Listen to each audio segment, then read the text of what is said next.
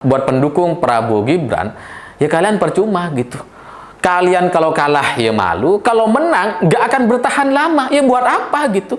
Buat apa kita menggadaikan atau mengambil resiko yang begitu besar untuk Indonesia kalau pada akhirnya orang yang kalian dukung tidak bisa bertahan lama? Untuk apa?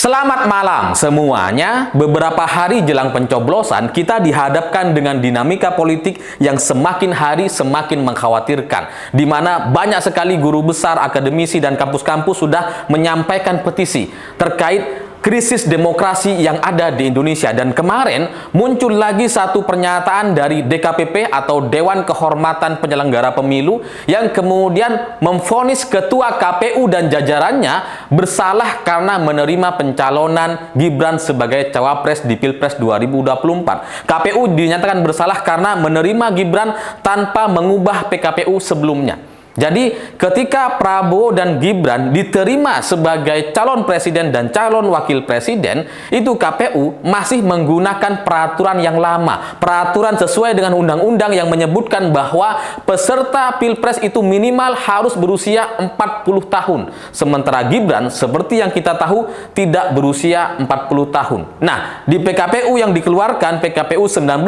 ketika menerima pasangan Prabowo Gibran, itu masih menggunakan undang-undang yang lama. Memang pada akhirnya KPU mengeluarkan peraturan baru dengan PKPU 23, tapi itu dikeluarkan setelah semua tahapan verifikasi dan persyaratan yang diajukan itu sudah selesai, sudah dianggap selesai dan sah sebagai calon presiden dan calon wakil presiden. Jadi aturannya baru muncul itu setelah orangnya daftar.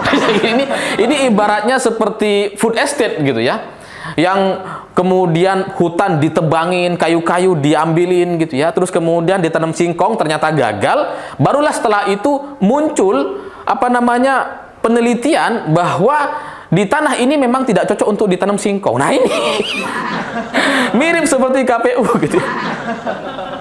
Dan kemudian PKPU 23 yang diterbitkan oleh KPU itu ternyata terbukti hanya mengakomodir Gibran, hanya mengakomodir kepala daerah. Karena dalam putusan MK yang diintervensi oleh pihak-pihak tertentu yang kemudian mengubah undang-undang dari persyaratan 40 tahun minimal menjadi 40 tahun atau pernah menjadi kepala daerah, ketua DPR, DPRD, dan jabatan lainnya gitu ya.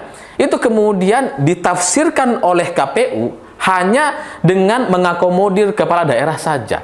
Jadi PKPU 23 yang diterbitkan oleh KPU itu hanya menyebutkan minimal usia 40 tahun dan atau pernah menjadi kepala daerah. Padahal putusan MK itu lebih luas dari itu, sehingga dari apa yang dilakukan oleh KPU ini menunjukkan bahwa ada pelanggaran yang sangat-sangat serius yang dilakukan oleh Ketua KPU dan jajarannya. Dan ini menurut DKPP terbukti melanggar peraturan DKPP nomor 2 tahun 2017 yang pada intinya KPU dianggap berpihak dan tidak adil, dan ini masuk ke dalam kategori kecurangan. Itu kesalahan yang kedua. Kemudian kesalahan yang ketiga, putusan MK itu menurut rapat DKPP atau sidang DKPP yang dilakukan kemarin, itu putusan MK adalah non-executable atau tidak bisa langsung dilaksanakan.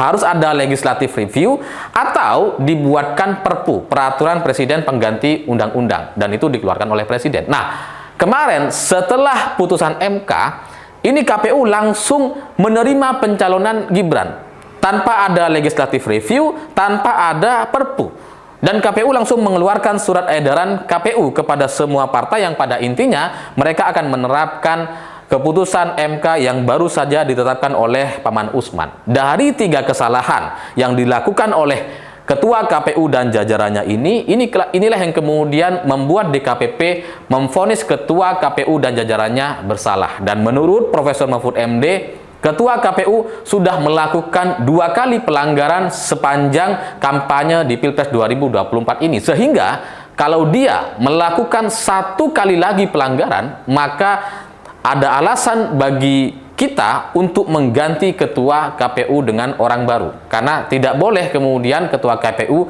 melakukan banyak sekali pelanggaran. Nah, sekarang sudah terjadi 2 kali, dan kalau terjadi pelanggaran lagi setelah ini, atau ada bukti yang kemudian menguatkan ketua KPU bersalah, maka dia harus diganti dari posisinya.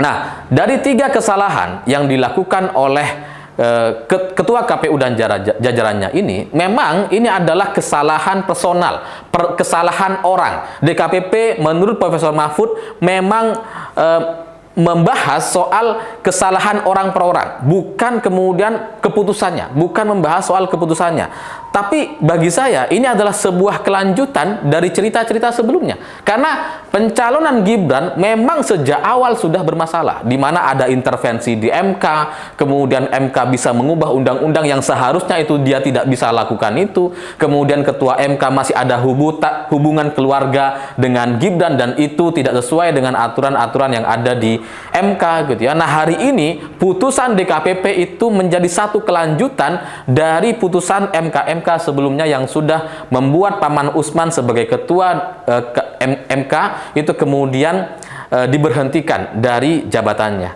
Nah, bagi saya ini adalah sebuah cerita yang berkelanjutan. Setelah MK sekarang ada putusan DKPP, dan setelah ini masih akan ada lagi.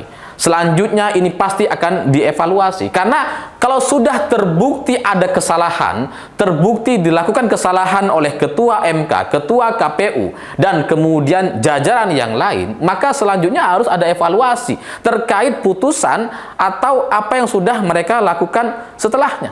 Nah, dan putusan-putusan ini atau tahapan selanjutnya kita masih akan menunggu. Memang tidak cukup waktu, karena beberapa hari lagi sudah akan dilakukan penyelenggaraan atau pencoblosan gitu ya. Memang tidak cukup waktu untuk kemudian mendiskualifikasi pasangan Prabowo Gibran, karena ini tahapannya masih sangat panjang. Tapi dari sisi legitimasi pasangan Prabowo Gibran ini menjadi sangat-sangat lemah sekali, karena berangkat dari banyaknya pelanggaran hukum yang dilakukan oleh pasangan Prabowo dan Gibran. Gibran bisa maju mendaftar ke KPU berdasarkan modal dari intervensi di MK atau putusan MK yang secara etik itu salah.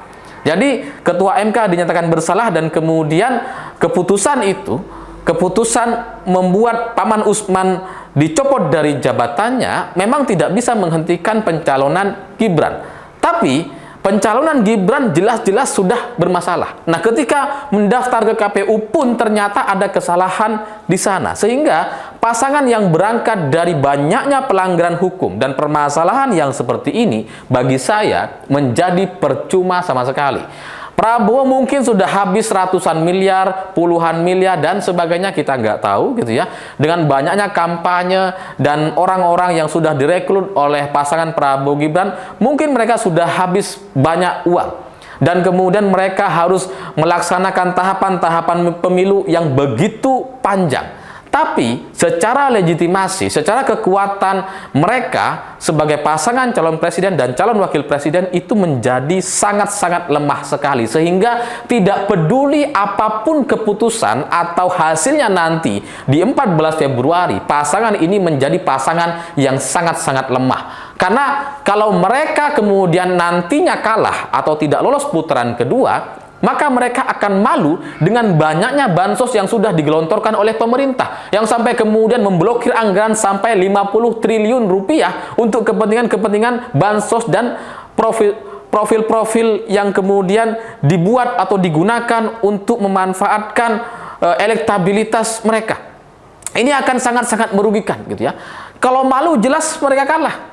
Ngapain pemerintah harus blokir dana 50 triliun? Ngapain presiden sampai harus bagi-bagi bansos di depan istana? Ngapain Erick Thohir dan Pak Jokowi dan rombongannya harus datang ke berbagai daerah di Jawa Tengah atau lebih sering berada di Jawa Tengah hanya untuk bagi-bagi bansos? Jadi kalau sampai pasangan Prabowo Gibran kalah, itu akan sangat-sangat memalukan dan menjadi aib tersendiri kepada Presiden Jokowi. Jadi kalau kalah dia malu dan grogi, tapi kalau kemudian menang, ini menjadi tidak ada gunanya karena proses yang dilakukan oleh pasangan Prabowo Gibran itu pasti adalah proses yang sangat-sangat curang. Seperti yang disampaikan oleh vonis DKPP kemarin. Karena ada kecurangan jelas di mana KPU tidak kemudian melakukan tahapan-tahapan yang sesuai, dan itu adalah bagian dari kecurangan-kecurangan pemilu. Sehingga kalau pasangan Prabowo Gibran menang, itu menangnya dari hasil yang sangat-sangat curang, dan vonis atau kesalahan yang disampaikan oleh DKPP ini resmi disampaikan bukan sebatas isu. Sehingga kalau dia menang karena curang, dan secara legitimasi dia tidak akan kuat sama sekali. Sehingga pasangan yang seperti ini kalau sampai menang, maka mudah sekali bagi masyarakat untuk melengsarkan dengan kekuatan partai-partai yang ada di luar KIB. Jadi kalau sampai pasangan ini menang, udah pasti dia akan lengser. Karena apa? Karena dia berangkat dengan banyak sekali permasalahan. Ketua MK sudah divonis bersalah, ketua KPU sudah divonis bersalah, dan tahapan-tahapannya itu kemudian dianggap menjadi salah semua. Jangankan soal putusan DKPP dan MK-MK yang secara resmi disampaikan dan itu bukan isu. Isu Pak Jokowi punya ijazah palsu saja, itu kemudian jadi rame gitu, jadi panjang ceritanya. Dan kemudian ada isu-isu pelengseran meskipun itu tidak terjadi. Tapi dengan adanya putusan resmi DKPP dan MK-MK, maka ini bukan sekedar isu, ini adalah fakta sejarah kecurangan pemilu yang terjadi hari ini. Sehingga maka bagi saya percuma bagi pasangan Prabowo Gibran berlaga di Pilpres 2024 ini. Nggak ada gunanya gitu. Bagi kalian pendukung pasangan Prabowo Gibran, nggak ada gunanya. Kalian kalau kalah gitu ya, kalau kalian kalah, maka kalian malu dan jadi nggak ada gunanya gitu. Dengan semua yang kalian lakukan selama ini, dengan segala pelanggaran di MK, nerobos ke KPU dan sebagainya, itu menjadi nggak ada gunanya. Karena kalian kalah. Kalau kalian menang, itu justru jauh-jauh lebih bermasalah. Karena proses pencalonan kalian akan sangat-sangat melanggar hukum atau dianggap melakukan kecurangan. Sehingga bagi saya, kalau ada orang yang masih memilih pasangan Prabowo Gibran, itu menjadi suara yang sia-sia, hangus dan sia-sia. Jadi apapun hasilnya nanti, mereka menang atau kalah, pasti kalah. Karena hari ini sudah terbukti terjadi pelanggaran-pelanggaran hukum yang kemudian bisa kita simpulkan pasangan Prabowo Gibran resmi melakukan kecurangan, dan itu sesuai dengan vonis yang dibacakan oleh DKPP. Sehingga nanti kalau kemudian mereka menang, ini nggak akan lama, tidak akan sampai 5 tahun. Dan mungkin kita akan menghadapi pemilu lagi atau pemilu darurat entah setahun atau 2 tahun setelahnya untuk melengkapi tahapan-tahapan yang sudah dilakukan oleh MK-MK dan DKPP. Ini nggak akan berhenti sampai di sini gitu. Tahapan yang dilakukan oleh MK-MK, DKPP hari ini masih akan terus berlanjut. Prabowo Gibran menang atau kalah, ini pasti akan berlanjut. Kalau Prabowo Gibran menang, maka tahapan ini akan menyeret mereka kepada pelengseran rezim. Karena terbukti proses pencalonan mereka salah atau melanggar aturan atau curang. Kalau mereka kalah, maka proses atau tahapan yang dilakukan oleh MK-MK, DKPP dan selanjutnya, ini akan juga masih terus bergulir. Sampai kemudian kita menjadi tahu siapa yang melakukan intervensi dan apa yang dijanjikan kepada ketua KPU kepada ketua MK dan jajarannya. Sampai kemudian mereka berani untuk melakukan pelanggaran-pelanggaran yang terjadi hari ini. Apakah ada suap, apakah ada iming-iming jabatan, uang, dan sebagainya. Ini perlu kita buka selanjutnya. Memang hari ini belum gitu. Tapi dari putusan MK-MK kita bisa melihat bahwa memang dalam putusannya memang ada intervensi. Nah, intervensi ini pasti dari kekuatan yang lebih tinggi dari MK, yaitu dari istana seharusnya gitu ya. Nah, ini kalau dibuka lagi dari tahapan-tahapan yang terjadi hari ini, ke depan ini akan semakin membuat kita tahu dan sadar bahwa rezim ini sudah melakukan tindakan yang semena-mena. Jadi bagi saya, buat pendukung Prabowo Gibran, ya kalian percuma gitu. Kalian kalau kalah ya malu, kalau menang nggak akan bertahan lama. Ya buat apa gitu? Buat apa kita menggadaikan atau mengambil resiko yang begitu besar untuk Indonesia kalau pada akhirnya orang yang kalian dukung tidak bisa bertahan lama? Untuk apa? Jadi ya lebih baik pilih pasangan yang tidak punya masalah, gitu. Yang tidak punya masalah pelanggaran hukum seperti ini, yang kemudian berisiko di 1 atau 2 tahun mendatang bisa dilengsarkan oleh masyarakat atau oleh partai politik. Karena akan ada bukti-bukti yang akan dibuka setelah putusan DKPP dan MK ini, gitu. Jadi ya bagi saya lebih baik pilih pasangan yang jelas, pasangan Ganjar Mahfud misalkan, yang akan jauh-jauh lebih baik, yang tidak punya masalah hukum, yang proses pencalonannya sudah sesuai dengan syarat dan aturan, yang tidak perlu melanggar pelanggaran etik, hukum atau MK dan KPU, gitu ya. Yang dengan pasangan Ganjar dan Pak Mahfud, Indonesia pasti jauh-jauh lebih stabil ke depan, karena tidak akan ada soal isu pelengseran dan sebagainya, karena mereka berangkat dengan cara-cara yang benar. Sehingga ya kesimpulan saya, suara Prabowo Gibran menjadi percuma, mendukung mereka menjadi nggak ada gunanya, karena menang atau kalah pada akhirnya mereka akan kalah. Saya pikir itu. Terima kasih sudah menonton. Begitulah kura-kura.